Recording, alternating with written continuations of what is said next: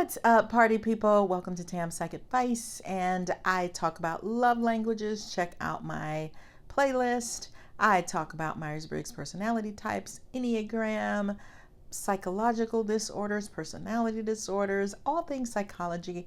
So if you love exploring the human mind in fun ways, then this channel is for you. And make sure you subscribe to my channel because it's like joining a secret society of laughter and entertainment. We have cookies, memes, and an unhealthy obsession with cute animal videos. Did I say animal? I meant aminal. So today we're going to talk about love languages, and I love the love languages. I think everybody needs to understand them. They can help with the workplace. They can help with your romantic relationships, with your mother, your father, your cousins, your uncles, your aunts, your neighbors, the people in the grocery store. Well, maybe not those people, but love languages can help with so many things, so many aspects of your life. If you understand them, it will help you to get along with people so much better. In the enchanting realm of love, where hearts beat as one and souls intertwine in a dance of passion, there exists a mystical language spoken by lovers to express their deepest affections. Number one is words of affirmation, the melody of devotion. Imagine a lover whispering sweet nothings in your ear, serenading your soul with words of adoration and admiration. In the language of words of affirmation, love blooms like a delicate rose, nurtured by heartfelt compliments, encouraging words, and expressions of appreciation. Each syllable uttered is like a love poem, enchanting the heart and igniting the flames of passion. Number two, acts of service. The dance of devotion. Picture a lover extending a helping hand, easing your burdens and fulfilling your needs without a second thought. In the language of acts of service, love manifests through selfless gestures, thoughtful deeds, and acts of kindness that speaks volumes without uttering a word. Like a graceful dance, these acts of service weave a tapestry of love and devotion, binding souls in a harmonious embrace.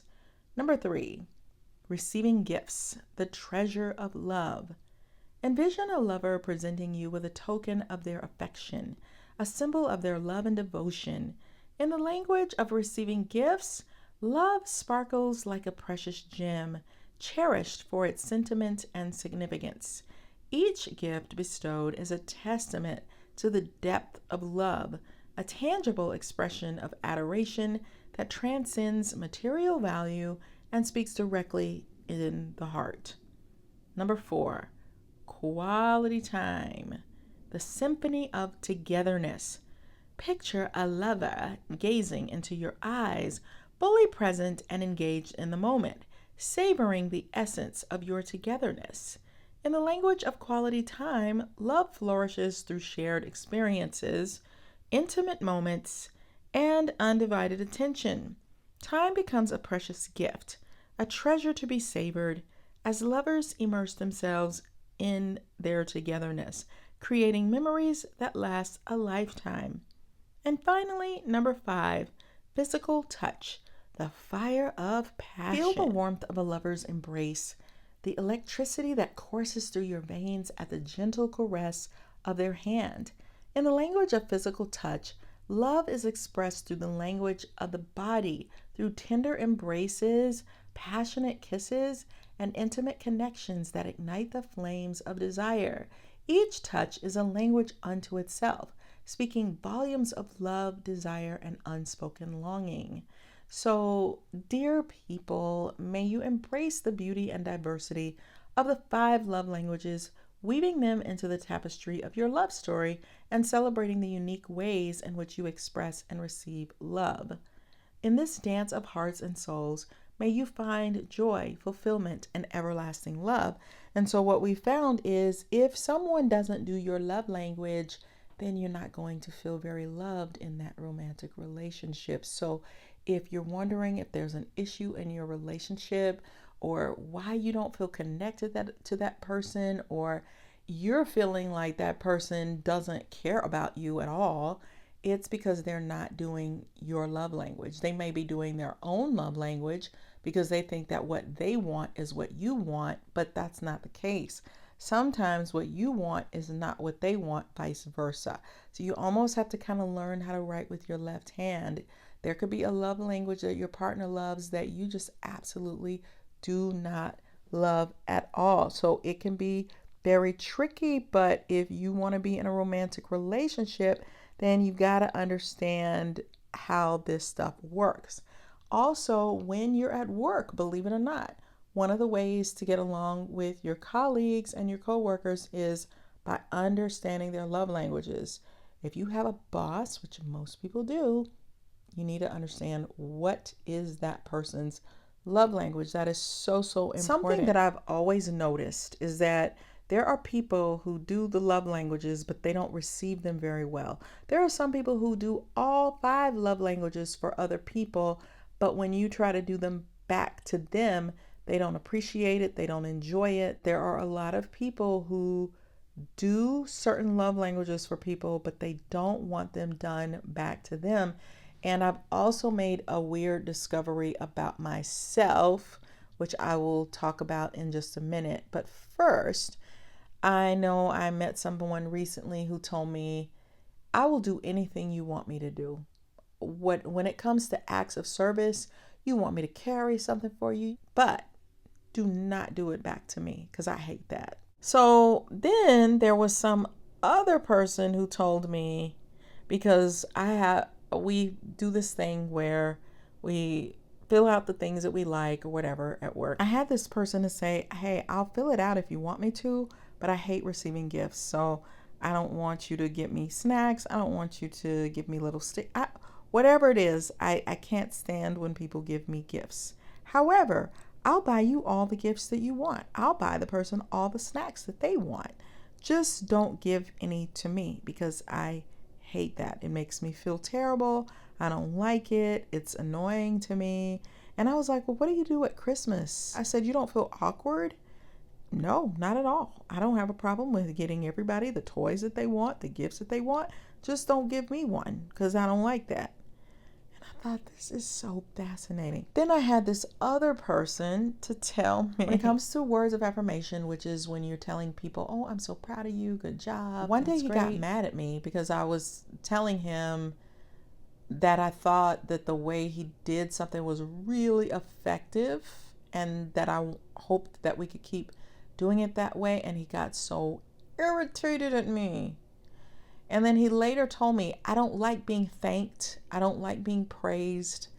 I don't like being told that I'm doing good. That person ended up being my secret Santa. And I was like, how do I thank you for the gifts that you gave me? I love them all. But because you don't like being thanked, how am I supposed to show appreciation for all the work that you did all week to make me super happy?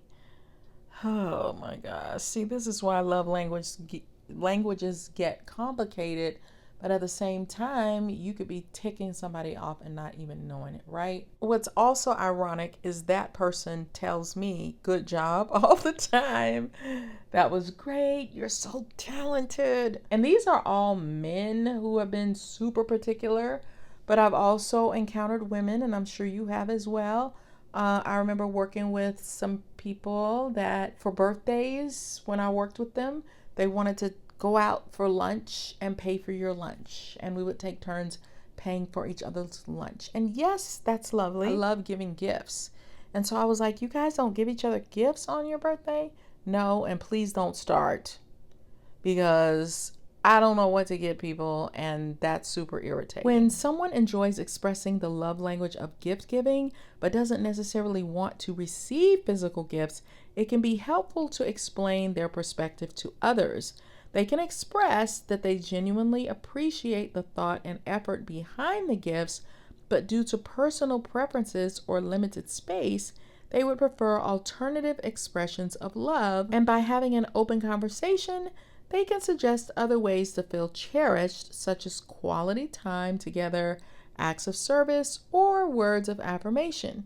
Similarly, if someone's love language is acts of service, but they struggle with receiving help or assistance, they can explain that they find joy in serving others and feel fulfilled by being helpful. In each of these cases, open communication and understanding are key.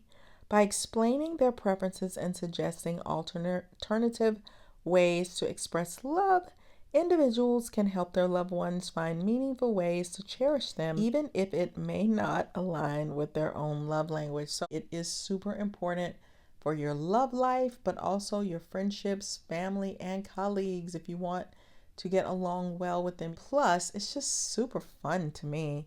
So if you're having difficulty with your love life and you need a little help, guess who wrote a book about love? And that's me, Tamara Hunter Zyon.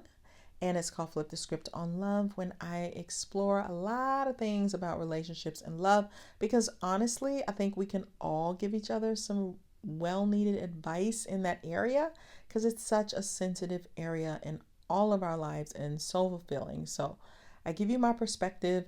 If you understand Myers-Briggs personality types, check out my book, From ENFJ with Love, and I have a chapter devoted to every single Myers-Briggs type that's going to give you an in-depth look of all of them. And finally, if you're dealing with somebody who's just rude and mean and cruel and difficult, it may not have anything to do with their love languages at all. They might be a narc. Yes, a narcissist. So check out my book, The Workplace Narcissist, and I'm going to talk about narcissists from A to Z and help you. And I'll see you amazing people on the next video. Love you. Bye.